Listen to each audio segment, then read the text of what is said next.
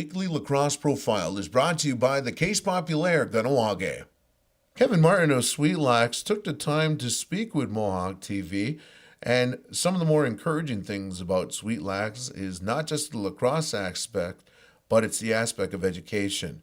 Here's the interview that I did with Kevin Martin of Sweetlax. We're here with Kevin Martin. We want to say good morning to him. A great day is ahead for Kevin Martin because it's another day with him and Sweetlax. Kevin, let me ask you a question. What is Sweetlax? Sweetlax is a club team based around getting kids better at playing lacrosse and getting them into college, placing them into college at different levels. So pretty much our program is at the youth levels, is teaching the guys the right way to play field lacrosse. We let the guys pretty much freelance a little bit, but we show them where the looks are and where the slides would be on defense, that type of stuff. And then when the high school level comes, we try to get the kids the most exposure as possible and placement in prep schools and college.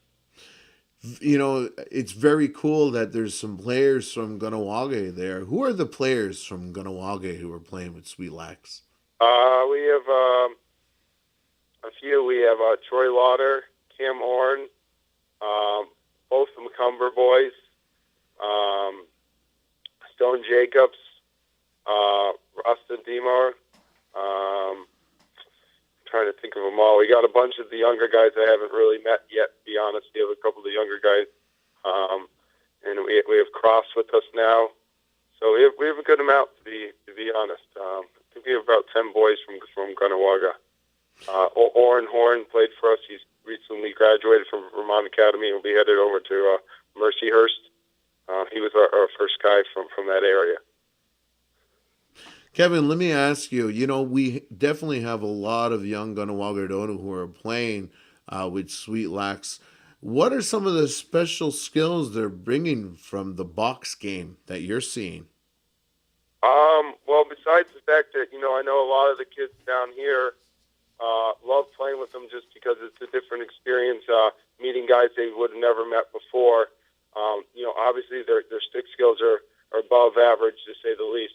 Very, very good stick skills, very good IQ when it comes to simple things like pick and rolls and kind of the little stuff you don't see usually, but you bring that to the field game and it works very well. But a lot of it's their stick skills. With Cam Orn, we tell the kids to shoot it at him and he'll catch it. So they literally will practically shoot it at him and he catches everything and puts it at the back of the net.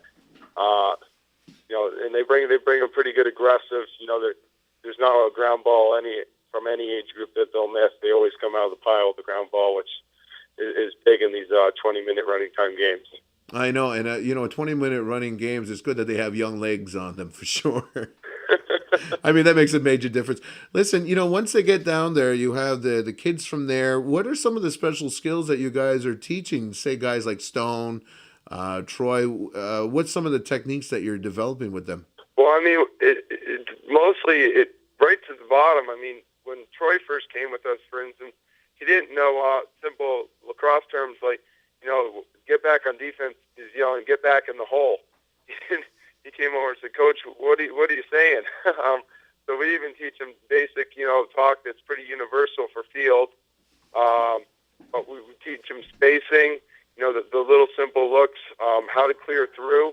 Because in box, there's not as much, you're told to stay kind of on the right side of the field and not move.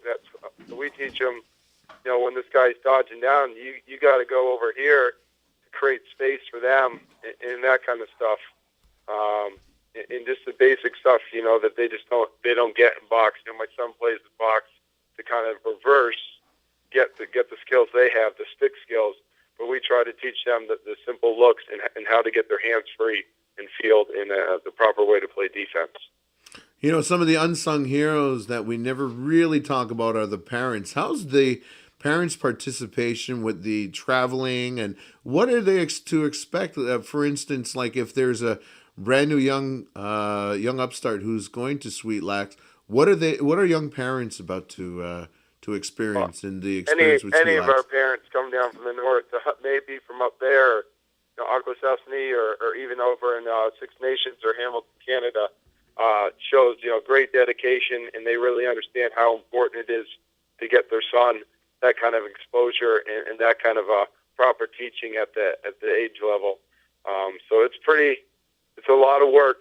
We actually did this year. We made it where instead of having our practices once a week, because we had guys, like Troy and Stone and Rasta, and they were driving down. They were driving, 6 hours and going back up, which is a pretty tough drive. So we actually started doing these things called mini camps, where we bring them in for the whole weekend, and they get a hotel for a night.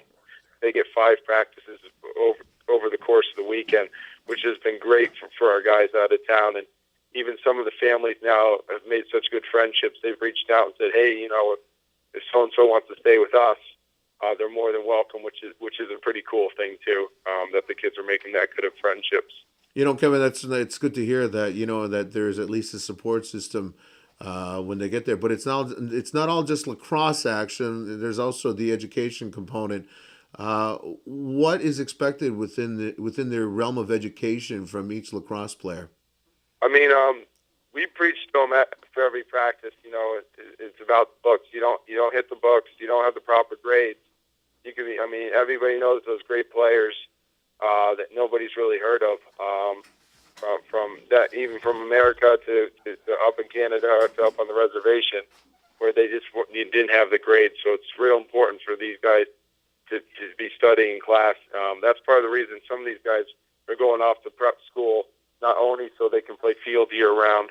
That's the fun part, but so they can get the proper building blocks and instructional skills. So when they go to college, they can, actually graduate and succeed there. So we pushed it a lot with them, and I've personally made some phone calls, and we asked for their report cards, and if they're not looking good, there's been a few players not from your area, but that we've told, hey, you can't play till you get your grades up. Now it's a pretty good incentive. It usually come right up.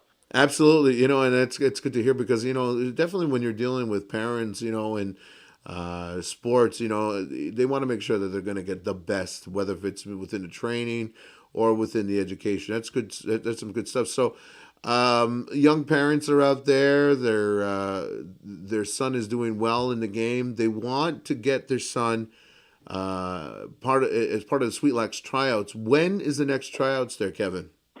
Well, they're all through August. It depends on the age group. If you go to our website, Sweetlax Lacrosse, you can actually, there's an icon in the top right-hand corner, and they can sign up right there, or they can email us off the website if they're having any trouble signing up. But the tryouts are doing a day long, and we're kind of going to treat them like a camp. So when you come, you're not just getting to stay a tryout for Sweetlax. We're going to be teaching you too, so everybody that comes kind of gets something out of it. I feel that if you're going to spend money to come try out, they can walk away making the team or not making the team. They got their money's worth.